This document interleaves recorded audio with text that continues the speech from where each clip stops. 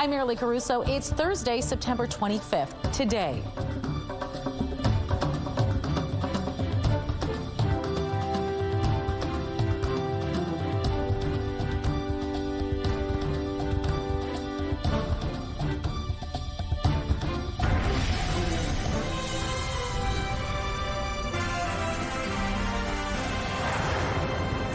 Good afternoon. Thanks for joining us.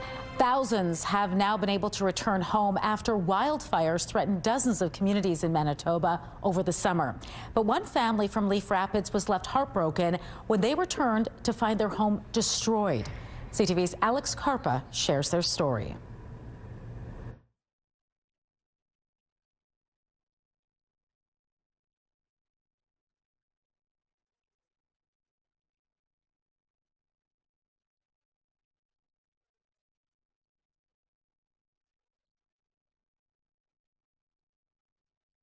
Your morning.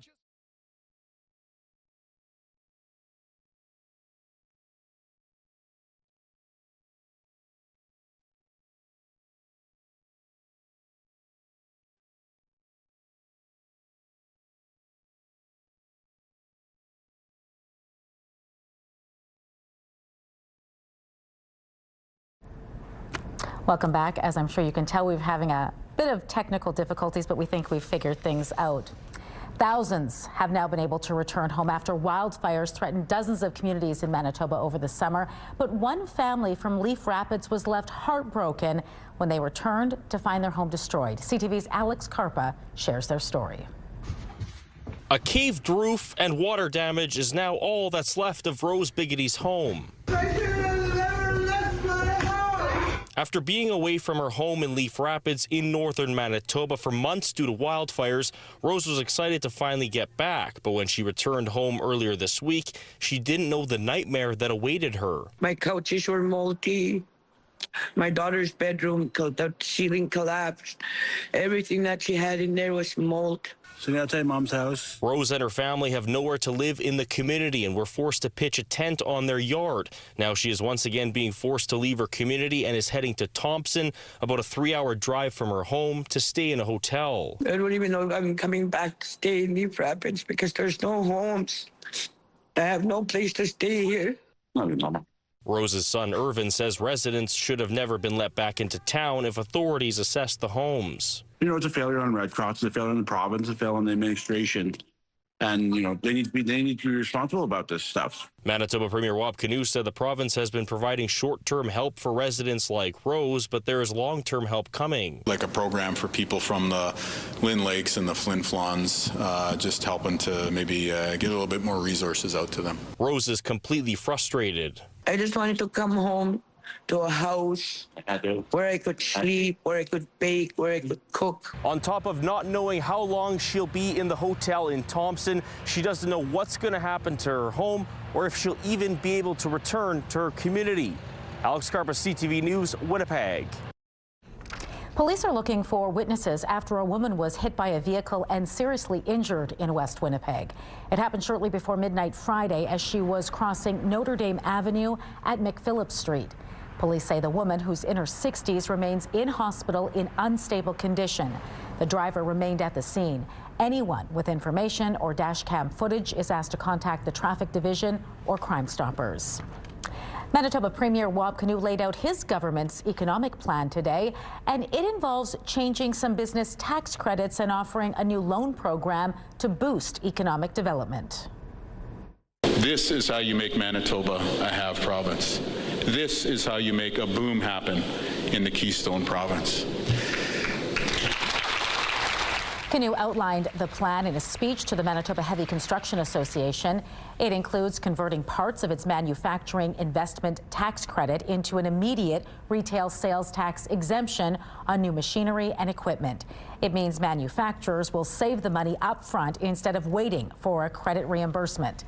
The government is also launching a $50 million loan program for businesses that invest in things like new equipment and technology. Kinew hopes it will push more companies to invest in our province. When we talk to businesses and we tell them we've got affordable hydro rates, That's the same thing as having lower taxes. And then we tell them we have an educated, very talented workforce, and by the way, we don't have the housing prices you see in Toronto or British Columbia. That's another competitive advantage. So what we're adding here today are a few more policy levers, particularly for the manufacturers who've been threatened by Donald Trump and those investors who want to lead into Manitoba. Canoe's economic vision includes expansion at the Port of Churchill and a trade corridor with other Western provinces. Ottawa is making changes to Canada Post in hopes of improving the Crown Corporation's financial situation. The changes come amid an ongoing labor dispute between Canada Post and its workers. It will now take longer for mail to be delivered. Instead of a letter being delivered within 3 to 4 days, it will now take 3 to 7 days. 4 million Canadians will also see their service switch from door-to-door delivery to a community mailbox model. Some post offices will be closing for good as well. The union's negotiator tells CTV News the government and Canada Post are delivering the wrong solution for Canadians and postal workers. We've already, because of the reduction in mail over the years, there are fewer people delivering mail. That's the way that the way jobs go up and down. And but in this case, when you drop delivery to all these points of call, and you might drop it multiple days of the week, there's going to be huge job loss. And we're not going to take that laying down. We're going to want to deal with that. The government is also lifting a moratorium on deliveries to rural communities to ensure service is maintained in those areas. Security was on hand at the University of Manitoba campus this afternoon as protesters tried to overwhelm a talk being given by a controversial speaker. I don't think it's disrespectful. Will you excuse me, officer? Former Mount Royal University Policy Studies professor Francis Widowson was there to have a discussion on claims the discovery of mass graves at a former Kamloops residential school was a hoax. During the talk, participants were encouraged to stand on mats that indicated whether they agree or disagree with the premise. Some in attendance found her presence objectionable, while others felt she should be given space to speak. And then for someone to come along, saying Kamloops is a hoax. I'm from Fort Alexander. We have unmarked graves over there. And I'm not going to let someone say that this is all a hoax. I just think we should be able to have speakers out of the campus, period. Doesn't matter what they're talking about. There needs to be speakers who are actually talking about something that people seem to be very afraid to talk about. And I think the things that we're most afraid of to talk about are things we need to talk about most. Widowson also plans to give a similar talk at the University of Winnipeg tomorrow. Well, you may soon start seeing and hearing more French in Manitoba. The provincial and federal governments are putting $1 million per year over the next 3 years towards more bilingual signage and staff. The funding will add bilingual signs on municipal buildings, roads, and public spaces. Manitoba Justice will hire bilingual intake and social workers, and Travel Manitoba will add bilingual workers in key tourism locations. French language liaison officers will also be added for bilingual municipalities. The move is designed to allow more Manitoba francophones to use public services in the official language of their choice. The number of people who are sick because of a Salmonella outbreak linked to pistachios continues to rise. The Public Health Agency of Canada confirms 105 people have gotten sick since the outbreak started in early March, an increase of 26 cases since earlier this month. The agency has issued 26 recalls of pistachios and pistachio-containing products since July. 16 people have now been hospitalized because of the outbreak that has sickened people in New Brunswick, as well as Quebec, Ontario, BC, Alberta, and one here in Manitoba. All right, let's bring in Colleen Brady now and get a first look at your Skywatch evening forecast. What are you tracking for us tonight, Colleen? Well, it's been another beautiful day, albeit a very windy one here in the southeast. The reason being, there was that low pressure system that crossed the north over the last day or two. That's round one. There's another one headed our way. So that means we're going to see Another windy day ahead tomorrow. There are going to be some key differences, though. I'll share with you what those are coming up. Heading into this evening, you can see it's sunny now across the south, and it'll be a clear night ahead. Will we see fog? Well, I'll have more details on that as well, too. Let's take a look through the Bathfitter Live Eye. Bathfitter, your bath and shower experts for more than 40 years. Look at that blue sky. Sunny out there, 19 degrees. Winds out of the northeast at 13 kilometers an hour. The pressure is dropping, and the humidity is 42%. Out in traffic on this Thursday afternoon, a live look at sunny St. James, down onto Portage Avenue, east and westbound just west of Polo Park. Traffic moving well there. Thanks, Colleen. Starbucks is cutting jobs and closing some stores across North America as it works through a $1 billion restructure. Morella Fernandez has more on that in the CTV Market Watch. The coffee chain will close an estimated 400 locations it says are underperforming. 900 jobs are also being cut. This is the second round of layoffs for Starbucks. A new CEO is trying to turn things around for the coffee chain, which has reported slowing sales in the U.S. for the last 6 quarters. Here's a look at how the trading day ended. The Canadian dollar is down to 71.73. West Texas Intermediate is up to 65.20. Western Canadian Select is up $1.48 to 53.18, and the TSX dropped by 24 points today to 29,731. Those are your business headlines. I'm Morella Fernandez.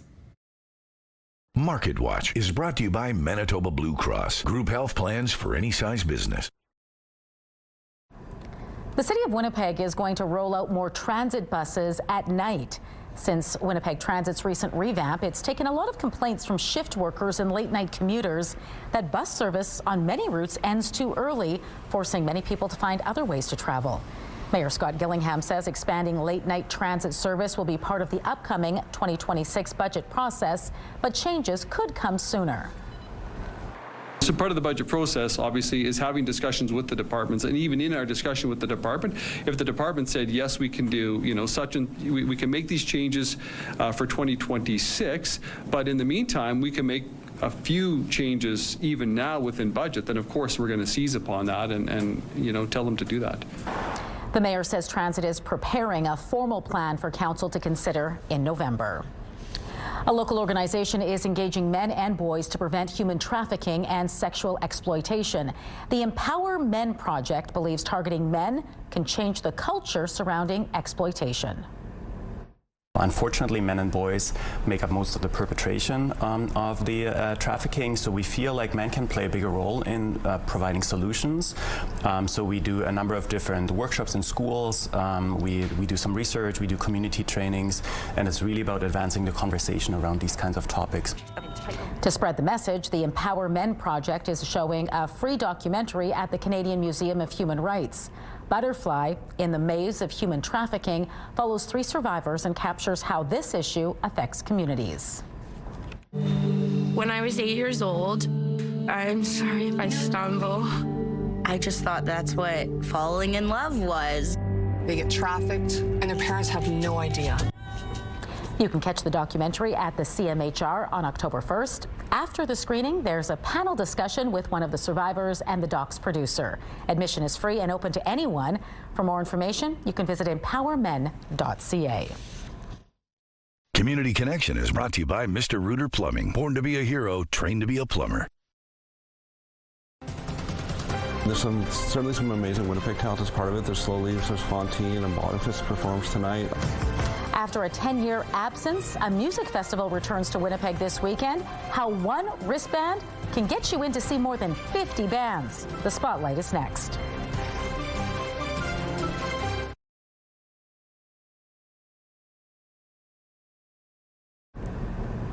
Some breaking news to share with you now. The Canadian Union of Postal Workers is declaring a nationwide strike. The move comes just hours after Procurement Minister Joel Lightbound announced door-to-door mail delivery will end for almost all Canadian households within the next decade. CUPE calls it an attack on postal service and workers. The strike takes effect immediately. We will update this story as more information becomes available.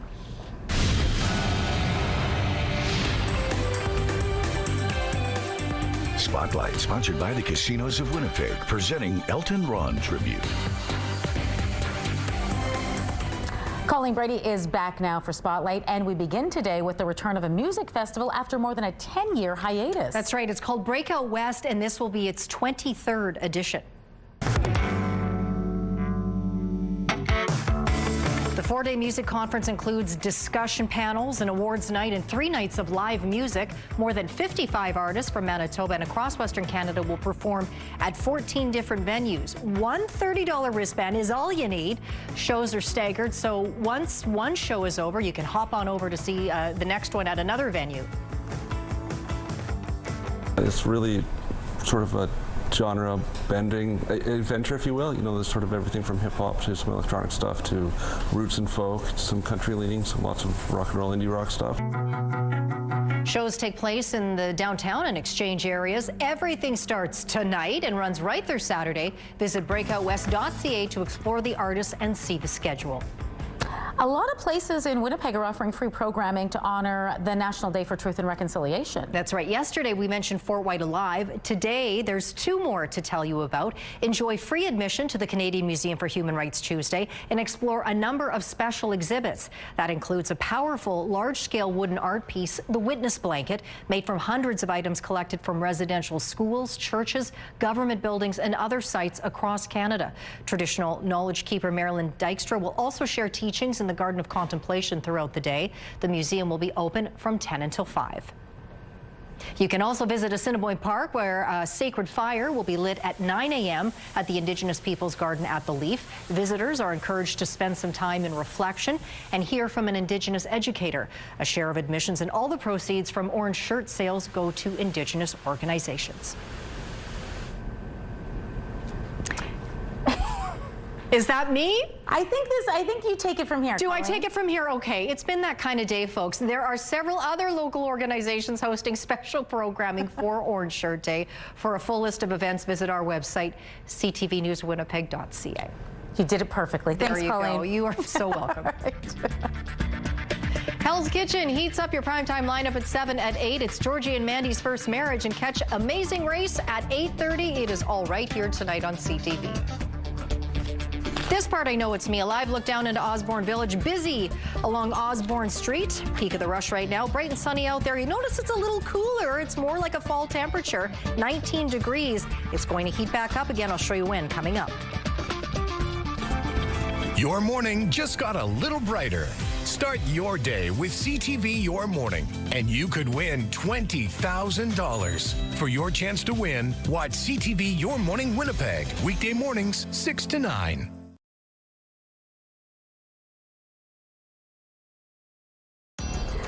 Women's clothing provided by RW & Company. Salon services provided by S&Teak Spa Salon.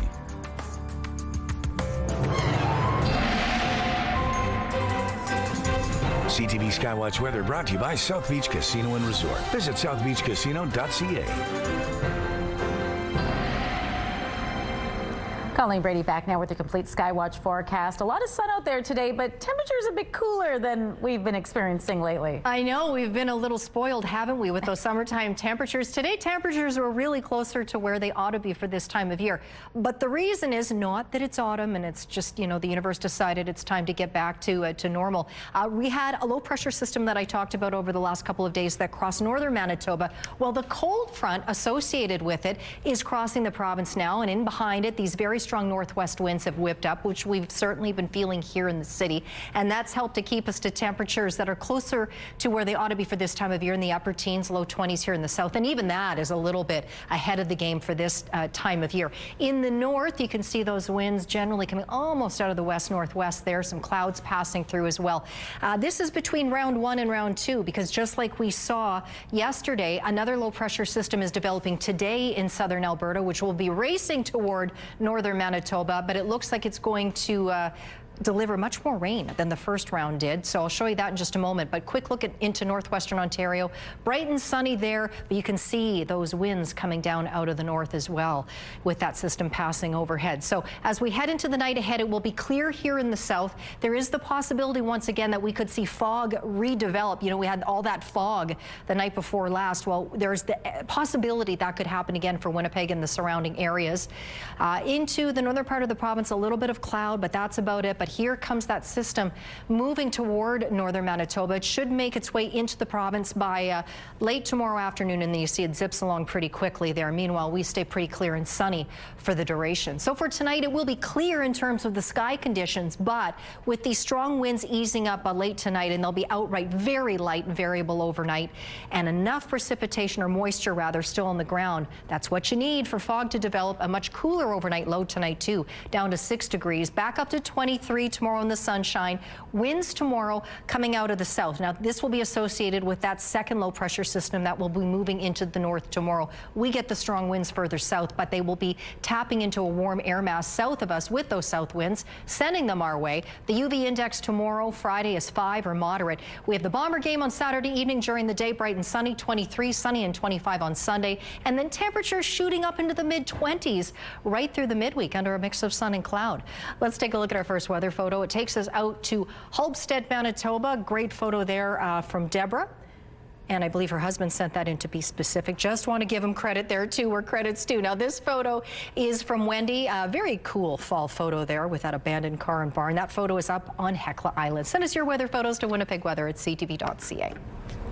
Well, it was anything but a typical morning for some members of the Winnipeg Police Force. Officers were horned into an unusual rescue after some bird watchers noticed something tangled in the protective netting at the West District Station. Check this out. It was a horned owl. It was caught in a net that shields the station from stray golf balls from Tuxedo Golf Course. With expert help from Manitoba Conservation and Assiniboine Park Zoo, they attached a sharp knife to a pole and then carefully cut the netting around the great horned owl. Then they used a fishing net to lower the bird to the ground. In my 32 years as a police officer, I've never had this experience before, and we take a lot of training for a lot of different scenarios. I don't ever recall us taking training on how to dislodge a gray horned owl from a fish net. They can do it all. They sure can. The exhausted owl was untangled, checked over, and to everyone's relief, released back into the wild. As you just saw, it took off. Sure did. Going back to beautiful, more freer airspace. That's right. Job well done. It's Great like a jailbird now, you know? Get out of jail free card. That's right. Fly, bird, fly. That does it for us this hour. Don't go far, though. We're back at 6 o'clock with much more local news. Hope to see you then.